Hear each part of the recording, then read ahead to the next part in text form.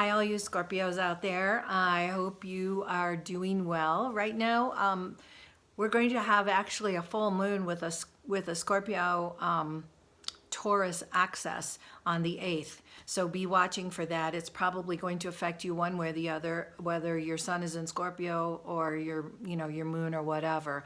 It will definitely affect you Scorpios out there. Also, another planet that is going to be affecting all of us, and the one I'm really choosing to focus on for the month of May, is the planet of Venus. Venus is right now in the sign of Gemini. And Venus is about what we value, relationships, how we love, and love. And Gemini is a chatty sign, a communication sign. So it's time, and also Venus is going to be going retrograde in Gemini, which means it kind of slows down. Retrogrades are always about review. So it may be time to review relationships, even if it's work relationships. Review what you value, possibly a job or a living space or a relationship. Review finances. How are you feeling about your finances? How do you value money?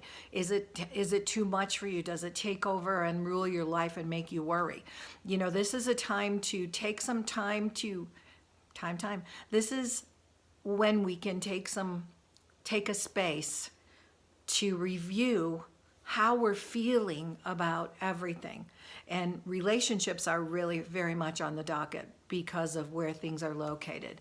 And for you personally, it depends on where Venus falls in your chart, where Gemini is in your chart. For me, I have a Gemini rising on my birth chart. That means my first house, there are 12 houses, is ruled by Gemini.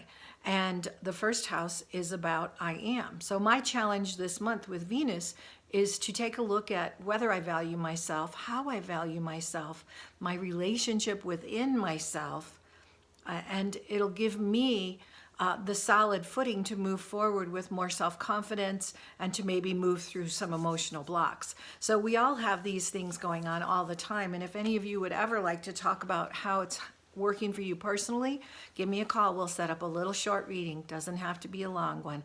So the first card that I pulled for you, Scorpio, is the Eight of Swords. Now this girl has created a mental jail for herself, really.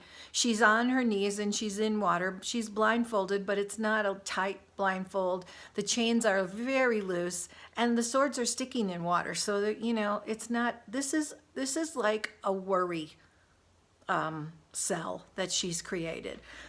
So maybe right now you've got some worry going on, feeling a little bit of agitation. We all have been having anxiety, whether it's consciously we're aware of it or unconscious. We've had anxiety. I even had a dream where President Trump was in it.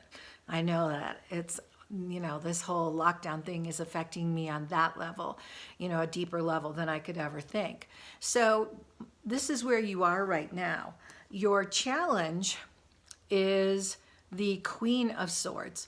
So your challenge is to take control of all of that mind chatter that's going on. The Queen of Swords has the third eye illuminated, plus her sword has an illumination of spiritual light shining down on her. Swords are a mental card. They're about thoughts and communication, which goes right in with the Venus part this month and the Gemini part.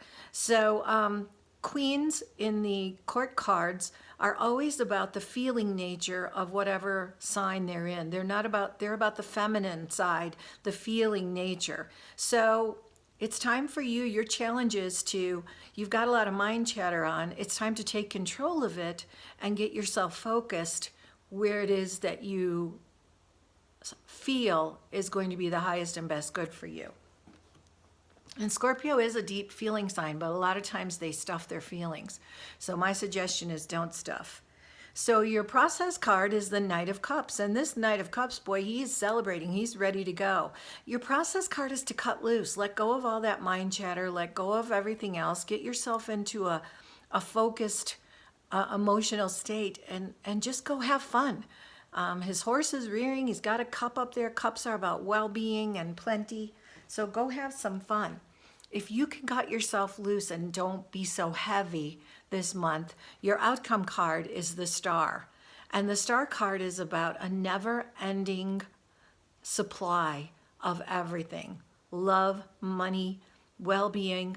Her pitcher's never empty. She is continually replenishing the water she's kneeling in, and she has the help of the universe behind her.